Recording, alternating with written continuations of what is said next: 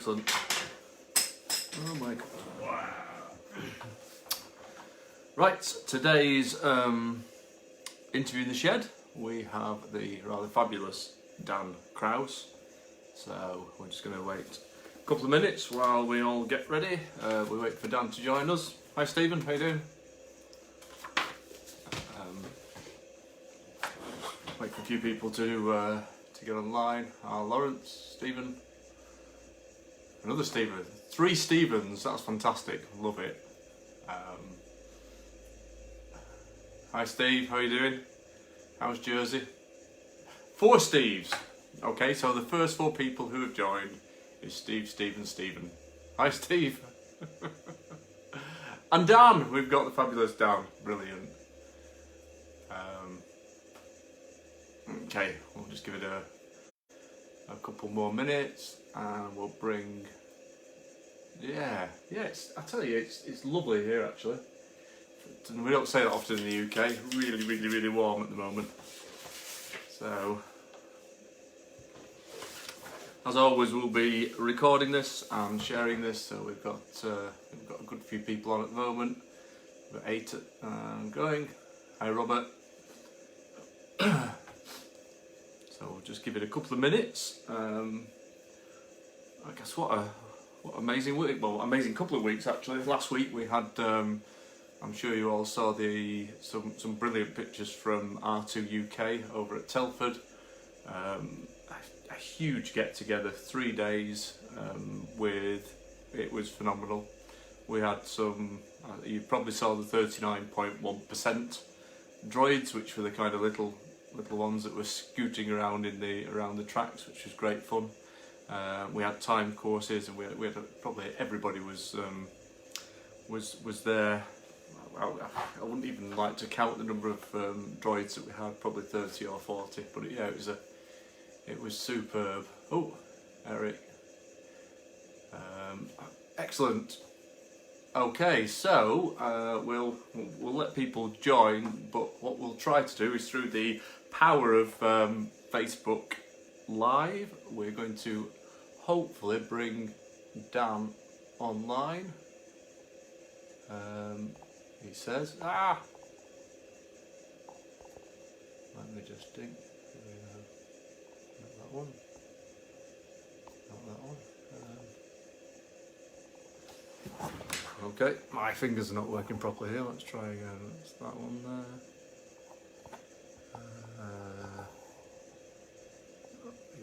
Yes, done. Oh. Okay, we'll wait. I'm trying to add Dan at the moment, but for some reason he's not on the add list. So, Dan, if you can hear, I don't know I can't add you, so maybe you want to request to join the Facebook Live session, like we did last time. Fingers crossed. Yeah, we did a little bit of a... Yeah, he's on, Steve, but... there we go. He wants to be in our video, right, that's it. I don't know, it was a little bit odd, but... Seen that. It says you're adding, fingers crossed, the power of the internet will connect us. And there we are. Fantastic. Hey. Hey, Mr. Kraus, how are you today? Pretty good. How's everybody doing? Oh. Okay, so... Can you hear me?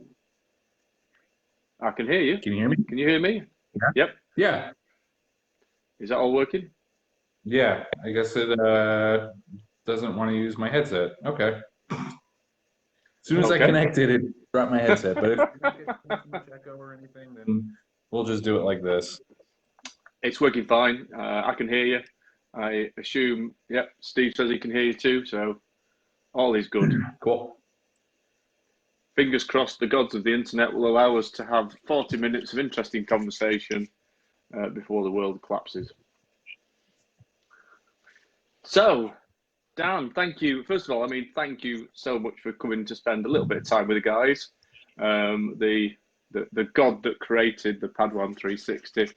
I love saying things like that because it makes people feel embarrassed. But yeah, I guess First question really is tell us a little bit more about Dan, a little bit of background, particularly how you started in building, and how you kind of found yourself into creating Strom X or R2D2s. A bit more on how you got involved in the hobby. Of course. Yeah, rough signal all of a sudden. Can you hear me okay?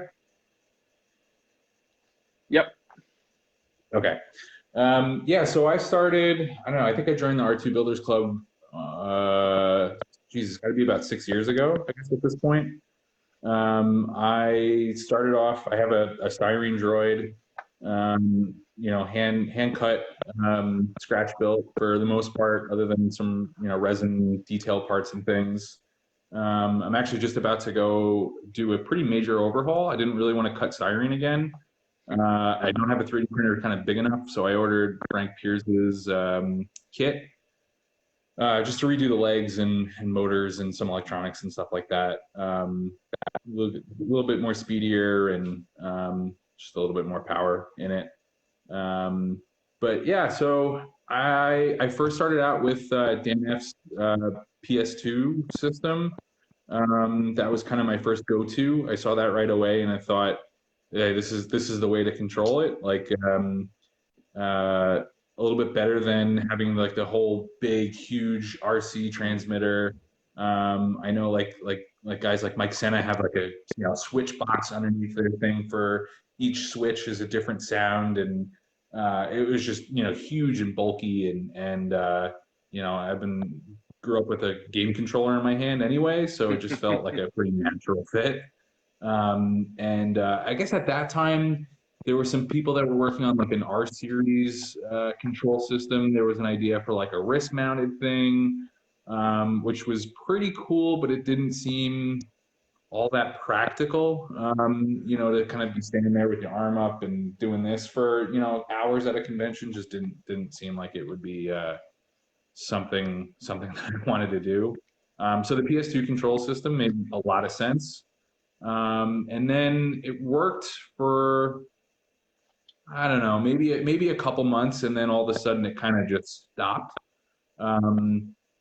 Something with the controller. I ordered another couple controllers off of eBay, tried to get first party controllers, had a real hard on them. And I don't know, I probably went through about four or five controllers, and then I just kind of called it quits and said there's got to be another way. I started looking at Bluetooth for PS3 controllers.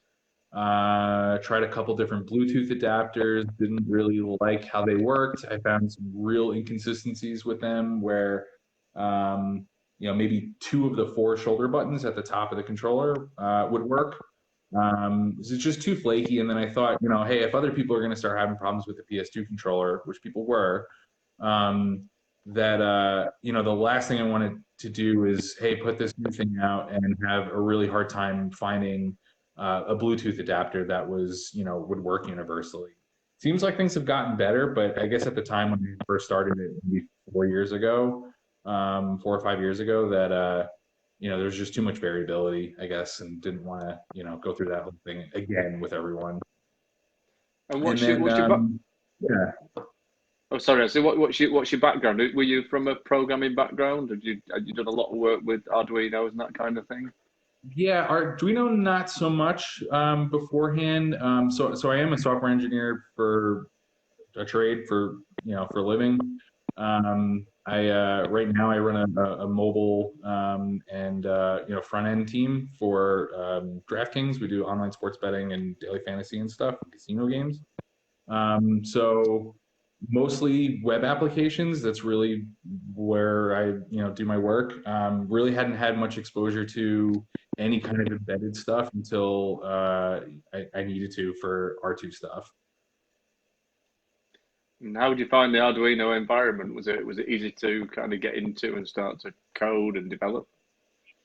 Yeah, they have a lot of good resources out there to kind of get started. I think the first thing everybody does is they make the LED on the board blink.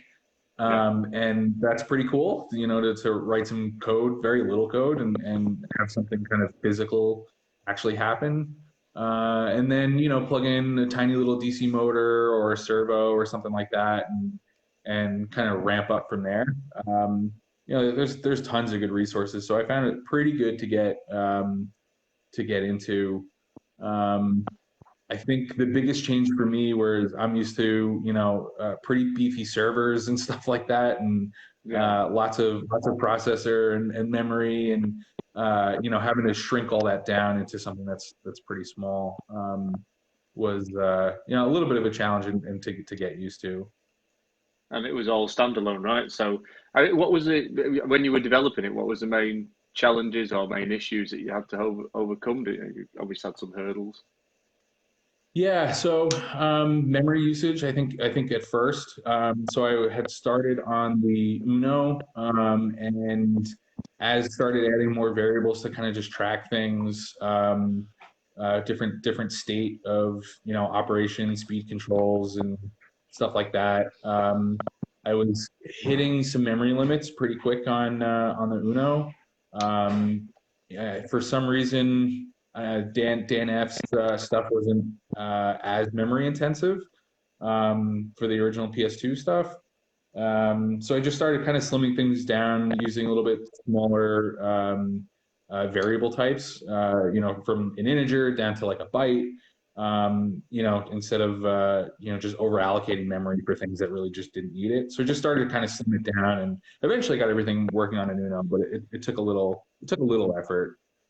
And then the Mega just has, you know, just more headroom, is, you know, a little bit easier.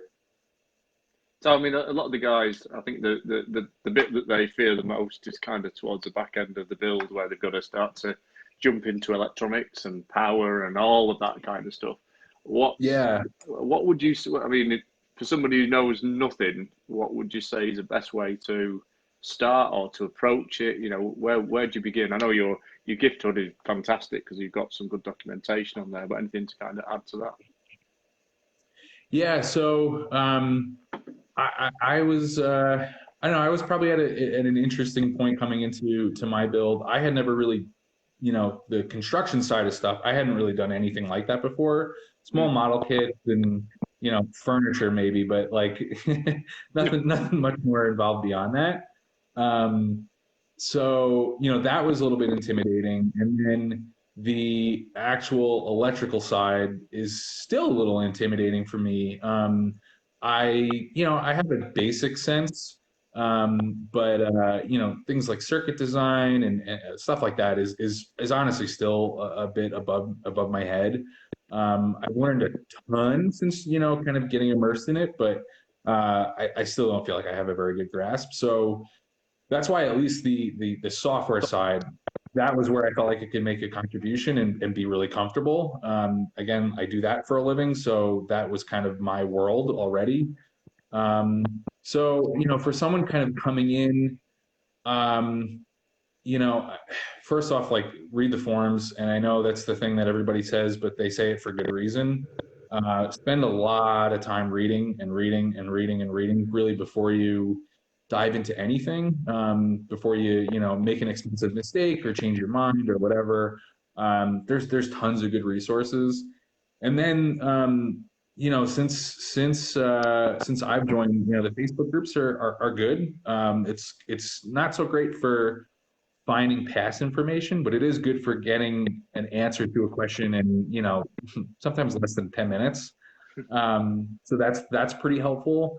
And just in general, the whole like maker movement, you know, there's just so many more resources out there for learning how to, you know, start soldering and wiring things and basic circuits and power. And so, you know, you can look beyond R2 builder groups too, because there's just so much out there now. Well, the basic components, kind of the saber tooth, the MP3 trigger, were you already familiar with those? And you know, have they got their own kind of little? Yeah, I hadn't used them before R2 building. When I had actually, before I started with the R2 stuff, my first kind of exposure with Arduino There was a local makerspace when I lived in St. Louis called Arch Reactor.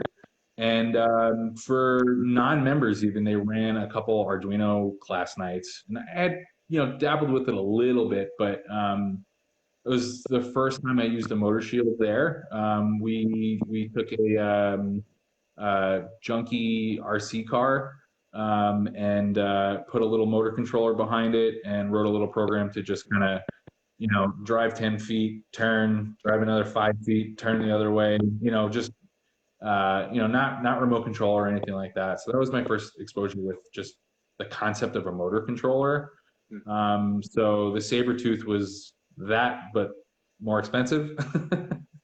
And a little bit more involved, but basically, same principle, right?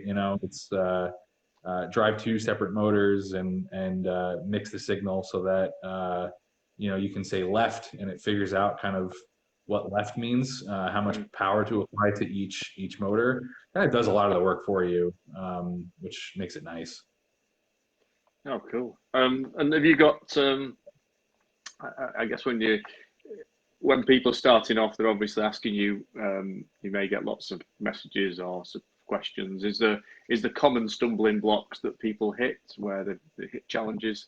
If you could list the frequently asked questions, what would they be? Yeah, and a lot of that has been great. I'm glad people ask things. A lot of people have gone through this already, and when people ask questions and I hear the same things kind of come up, I think the documentation is pretty good, and I think it's been pretty good because, well, I am in software and I know how that's important, and I know, reading through 70 pages of a thread is not not great. So, archiving it into one place. But yeah, I'd say the most common things that come up right off the bat is just the first initial controller syncing and getting the controller to just pair up with the receiver. That trips people up a little bit. With the library, not the Padawan library, but the USB library, there is a really basic Xbox 360 wireless receiver sketch that so we just eliminate all of the hardware and just keep it, or at least eliminate the Sabertooth, eliminate the siren, eliminate the MP3 trigger, just really basic. Get the controller connected, run that sketch, and it'll print out your button presses to the serial monitor. So that's the first place I tell people to start. Because if you're not getting that, then literally nothing else is going to work. So get that working, get the commands or the button presses to be logged out to the serial monitor, and then you'll probably be in business. Right. So it's mainly the initial communications, Bluetooth, that people struggle with a little bit. Yeah, I think so. And because you watched, we had Steve actually did a kind of an overview of the Padawan at the R2 UK, which I think you saw a little bit of the video. Yeah, I caught about 30 minutes or so of it. Yeah, I haven't had a chance to watch everything yet. Yeah, no, it's great. One of the things that he mentioned was ordering the MP3 files because the way that triggers work, Yeah, I know he put together a video on using drive sort. So that's I'm pretty sure it's Windows only utility for ordering the files. It's a bug in the MP3 trigger firmware. I'm surprised it hasn't been fixed yet because it's been around for so long.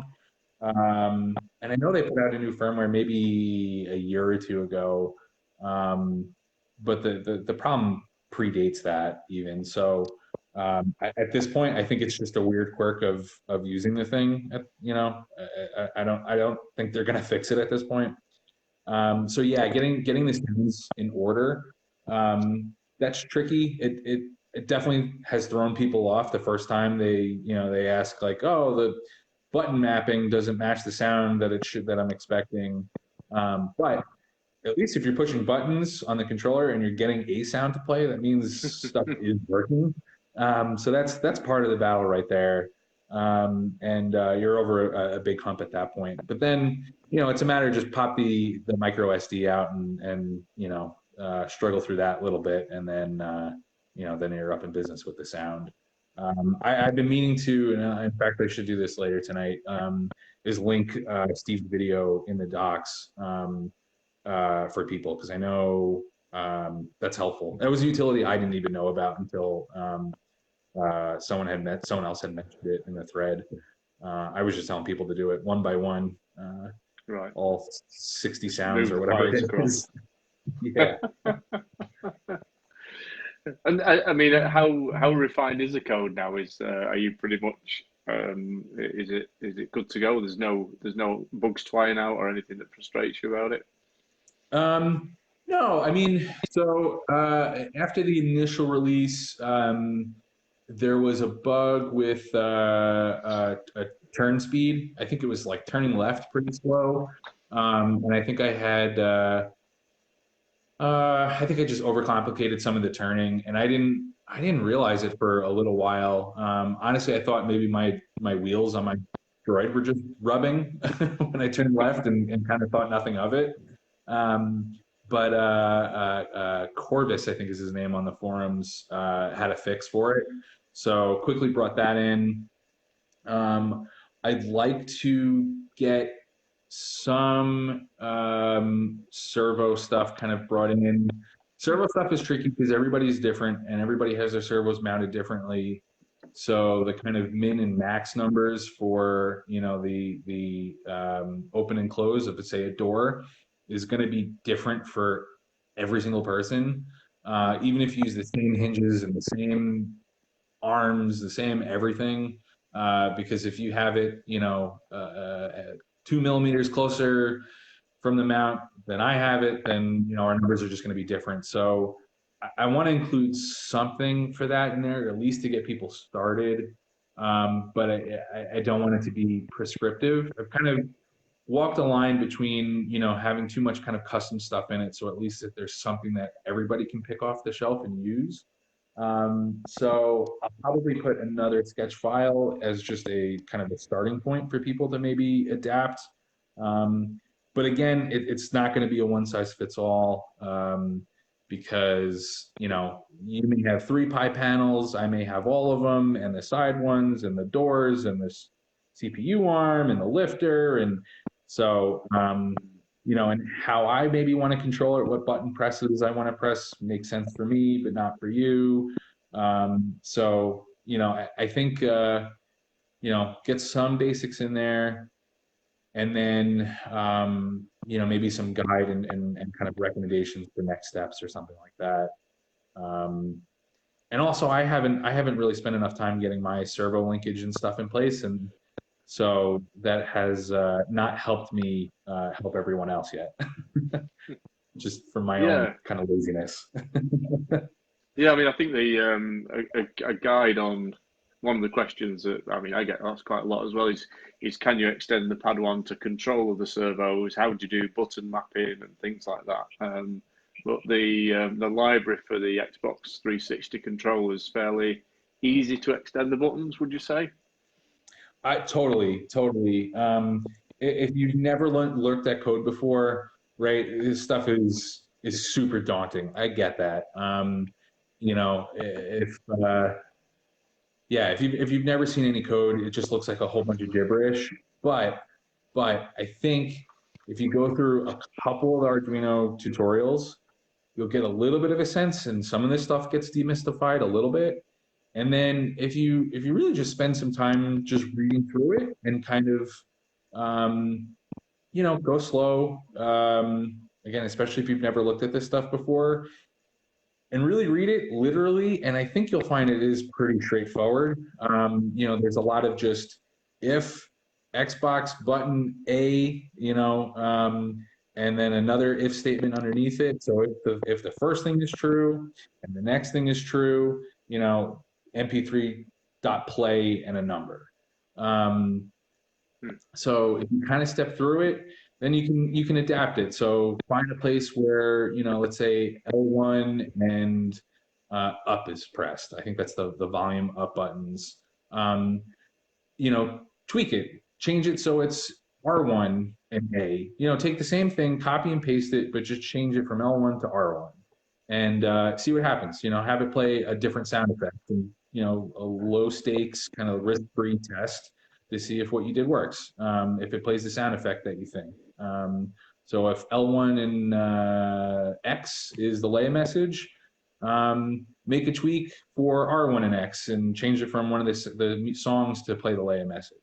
Just tweak little things here and there so you kind of get comfortable with at least reading it. And then you can start to introduce, a little bit more, a little bit more, a little bit more. That would be my recommendation. I think the 3 bits to me is reading the controllers, buttons, controlling servos, and then timing animations. I think if you can do those 3 pieces, your world's your oyster really when you come to animating, pies and all that kind of thing. Yeah. Even too for servos and servo automation, I would maybe start with like a brand new sketch, and because again you can just as soon as you put power, you can maybe have that door open and close, open and close, open and close instead of just having to push the button every time. And this way you can really quickly change, your kind of min starting position and your max starting position. Tweak that number a little bit, re-upload it, and see what changes. If it isn't moving the way you like it, make another quick little change. And at least as soon as the program kicks on, it's just open, close, open, close, open, close, and you can, get a sense that way. So that would be, I think, my next recommendation if you want to start adding servos and tinkering that way. Just get a feel for them like that. Yeah, I think a couple of example sketches would get people really kind of a little bit comfortable with it, something they can play with. But to extend I've done extended the Padawan system to control servos and to do animations, and it's not daunting once you do those 3 things. Learn how to read the buttons, learn how to move servos, and then learn how to do timing and animation that sits with it. Right. Yeah, I would say the one thing to look out for, like the example Arduino sketch for like basic servo control, I think uses a delay command. And delay is tricky. Delay will totally pause your program from running. So the way the Arduino stuff works is, it loops over and over and over really, really fast. So that's like, microseconds. It's checking, are you pushing, the button down? So if you put a delay in there, that loop stops running. So you're not getting, it's not picking up button presses. It's not pressing on the joystick or anything like that. It just misses that. So there's another command. I think it's MILLIS, like milliseconds. You can do that to basically act as a timer. So you can, if you run milliseconds, you can store that to a variable, and then you got to do some basic addition to basically count, how much time has passed. So if let's say you want something to be, happen over the span of 1 second, if you do a milliseconds reading, store that to a variable, and then let's see, do if your variable greater than your millisecond variable plus 1,000, so 1,000 milliseconds is a second, then do your next thing. It gets tricky if you start wanting to do sequence, but I don't know, maybe write it down on some graph paper or something to kind of chart it and with a timing sequence that way. But I think if you just keep in mind that loop is always running really, really, really fast, that's how you really need to think about it. And just like I said, don't use delay because you'll block everything. Yeah, I noticed that. I think there's on the automated dome rotation, might have been the code that I was using, there was a 750 delay, which was when you was rolling him around and using the autonomous head and noise, suddenly it would kick in and then you couldn't control him. And whilst it's 3/4 of a second, it's still quite hairy when you're trying to pull him back again. Oh, am I not even following my own advice? Is there a delay in there? Uh, yeah, I think there is. I think I don't know whether it's older code or whatever, but there was a little delay, which I keep meaning to go back and put the milliseconds in there. That's funny. That's funny. I should update that then. Oh, fantastic! So, I mean, what's next? Have you got plans for other controllers, or how are you going to continue to drive the world of R2D2 building? Yeah. So like I said, I've had servos in my dome for a really long time, and I haven't done anything with them. I don't like the control arms that I have in there. I got a printer recently, so I started printing some arms. And I want to do that so I can finally get my servos working. I mean, it's literally been years that they've just kind of been in there for. It's crazy how much time has gone by. So that's that's kind of the short term after I rebuild all my legs and power system and everything. And then Paul Murphy, Joy Monkey on the forums, who does the fiber optic logic displays that are so awesome. And I think he did the Lee Towersy fan club. Love it. Yeah, so he's him and I have been talking a bunch. He wanted to come up with basically the same system but make it one-handed, which would be really slick. So he's been doing all kinds of cool stuff, designing custom boards and things. Again, that circuitry stuff, it's over my head. I haven't taken the time to learn it. He has. I don't think he had any kind of that experience like that until he joined the club. So it's been pretty cool to see what he's done after all these years. But he's working on a prototype, which I have here. It is pretty cool. It's not off the shelf stuff exactly, again, because he's got a custom board, and he's still very much working on it. But it's a 3D printed shell, and a pretty decent analog stick. I know some of the ones people have found online are pretty cheap. They don't really encode the signal that well. I've just have heard people have all kinds of problems with them. This one seems pretty decent, but there's a couple small point cell batteries inside, and then the big thing with these is that it uses the Arduino feathers, which have a radio antenna on them. So I think Chris James has the Stealth, which is the kind of 2 sticks, small little form factor with the LiPo batteries in them. Those use the XB radio signals to communicate. So again, this just kind of slims things down a little bit. I haven't used these boards yet, but Paul has just kind of started to tinker with them and work on this controller. So he wanted me to take a look at some of the software and see if we can come up with something that makes sense, so it's easy to tweak and again to use the Sabertooth, the Siren, the MP3 trigger, so it's not completely custom. Can use some off the shelf source components, but it's pretty cool. It's got show it up here. There's a little OLED screen on it. And then right now it's just printing, I think the values, let's see, hang on. Let me try this again here.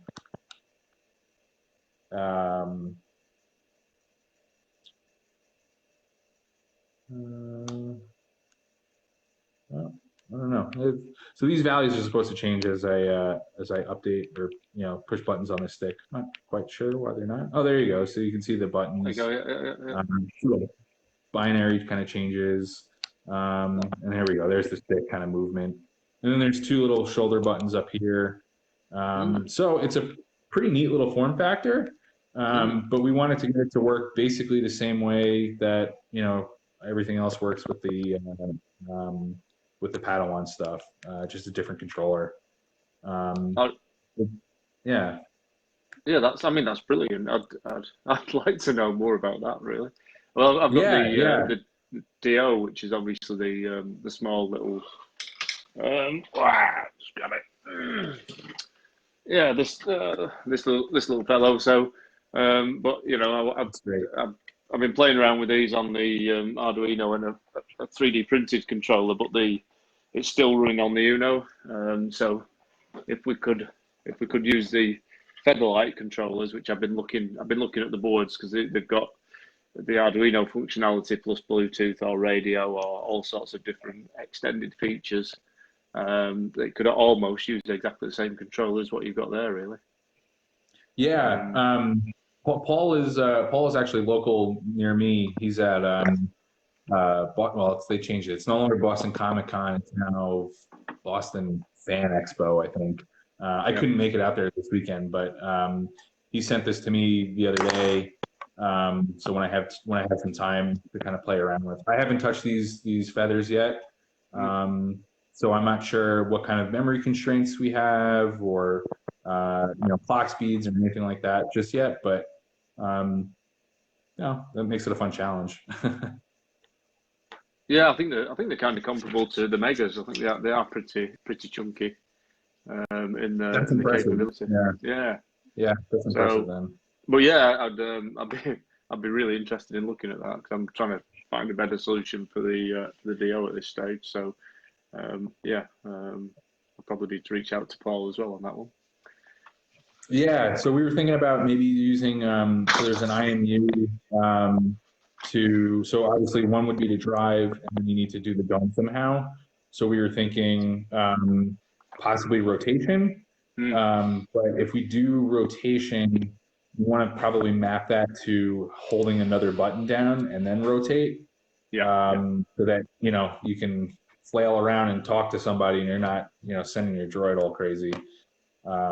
So we'll tinker up with something, see what we can do. Oh, excellent. Well, we'll watch this space. That's really exciting. We're hurtling through time, so we've got a couple more questions, I guess.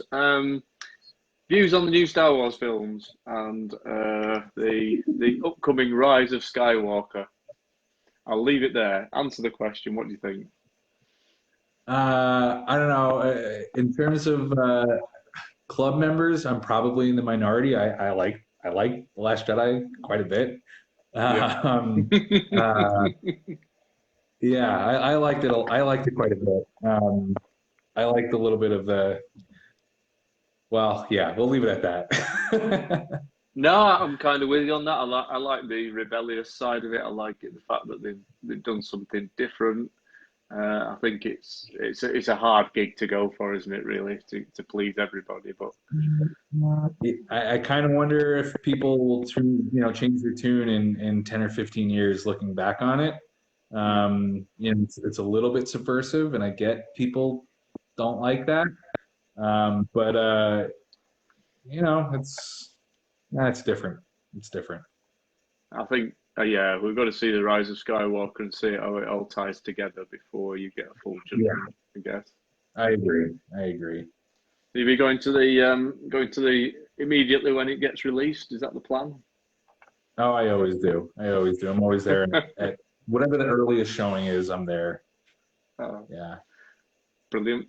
And you just moved into a new house, or your house is in complete disarray at the moment. Is that right?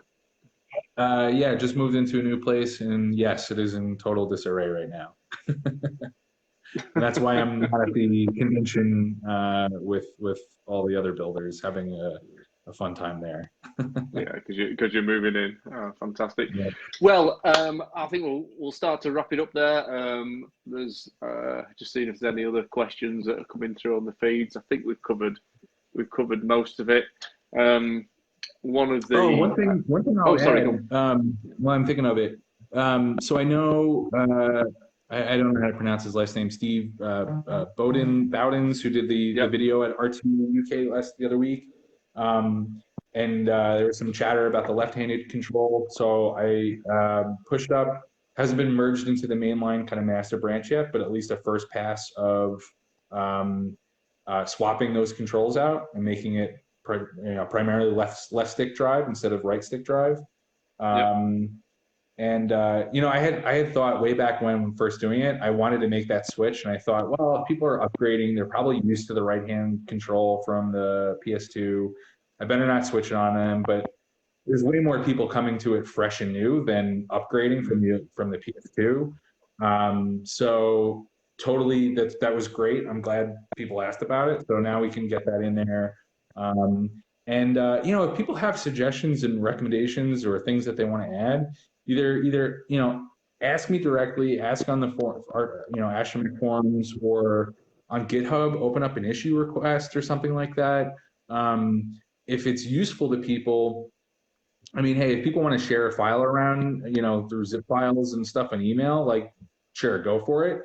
But odds are people will find utility out of it. So let's get the feature merged in and actually get it in there for people. I made this change, configurable. So you just need to change one value from true to false to make it either left stick or right stick.